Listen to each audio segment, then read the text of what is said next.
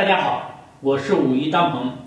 随着人对健康的重视，越来越多的人加入运动的大军，每天动一动，感觉整个人都轻松了不少。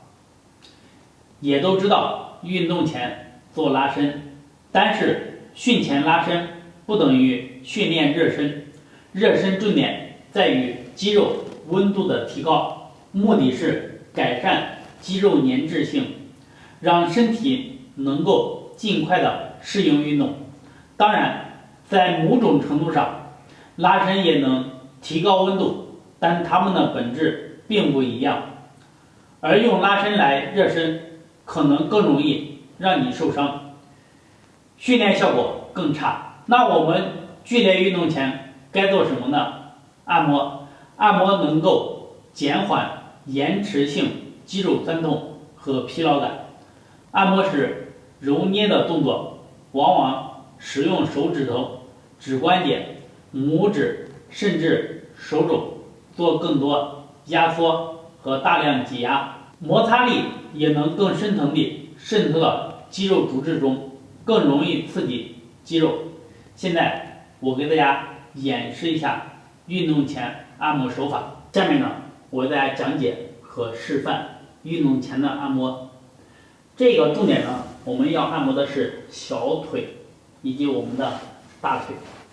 按摩小腿呢，是让你减缓；按摩小腿呢，能让你少受很多的伤，尤其是脚腕的崴伤等等。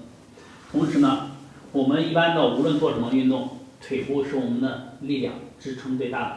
好，大家可以看一下你的小腿呢，是不是僵硬的？如果说你的小腿本身肌肉都很硬很僵硬，再加上你运动比较少的话，你光靠拉伸是不能完全解决你的就是运动前热身的。我们还是建议大家去做一做那个按摩。我一般情况下在运动之前呢，我除了做一做关节的活动以外，会把肌肉给它捏一捏，或者是敲一敲，用我们的手指来去捏一捏肌肉。好，大家呢，在你运动前做完拉伸、做完关节的活动以外，热身活动都做完，那么你可以坐在这里，先把你的腿内侧都给它松一松，把肌肉都给它按摩疏通开。这对你的运动呢能力也有非常好的帮助作用。好，用手拿捏。好，做完内侧以后，用手做外侧，两个手同时的都要做。这样的话，我们可以稍微多做一会儿，提前的把这个做好。做完了以后，大家可以感受到你的小腿的肌肉变得热暖，而且呢特别的松，这样你去活动的时候，它就不会那么容易就变成酸痛、胀痛这些问题。好，做完小腿、大腿也是一样，给它去按揉，或者是开掌收气。好，一直按到大腿根儿，或者是从上往下都可以。因为我们主要是促进肌肉的按摩和放松和血液循环。好，做。同时呢，我们即使锻炼完，也可以通过这种方法去给它按摩放松，让你的腿的堆积的乳酸能快速的代谢，以及缓解你的肌肉酸痛。第二天呢，人更轻松。好，这是大腿、小腿，这是重点。另外手臂呢，我们可以肩膀这都给它拍一拍、抓一抓，都是非常好的。好，这个按摩呢，其实没有固定的套路，然后呢，更多的时候呢，是你自己根据自己的肌肉情况、身体情况来做的。好，重点就是你用手给它拿捏，把肌肉给它按摩放松。